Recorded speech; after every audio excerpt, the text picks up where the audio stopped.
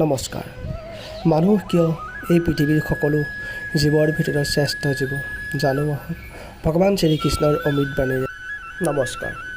কোৱা হয় মনুষ্য যোনি সকলো যোনিৰ ভিতৰত শ্ৰেষ্ঠ আৰু উত্তম।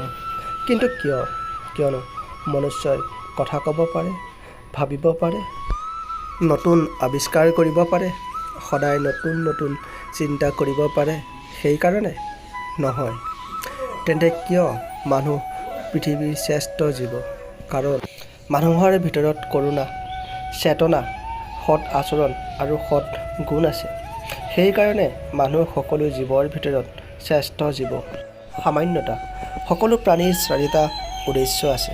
সেয়া হ'ল টোপনি মৰা, নিজৰ ভোক গুচোৱা, নিজৰ ক্ষেত্ৰ ডাঙৰ কৰা আৰু সন্তান জন্ম দিয়া। মানুহ এই কাৰণেই শ্ৰেষ্ঠ জীৱ, কাৰণ মানুহে নিজৰ ভোক গুচোৱাৰ লগতে বেলেগৰ ভোকো নিবাৰণ কৰে। সকলোৱে মিলিজুলি বিকাশ কৰে, সময়ৰ লগত নিজকে পৰিৱৰ্তন কৰে।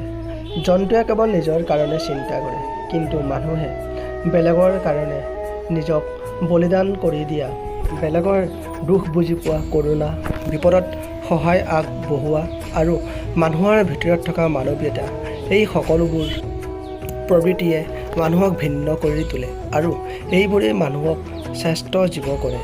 যিদিনা এই সকলোবোৰ মানুহৰ পৰা নাইকিয়া হৈ যাব, তেতিয়া মানুহ কেৱল সামান্য পশু হৈ যাব।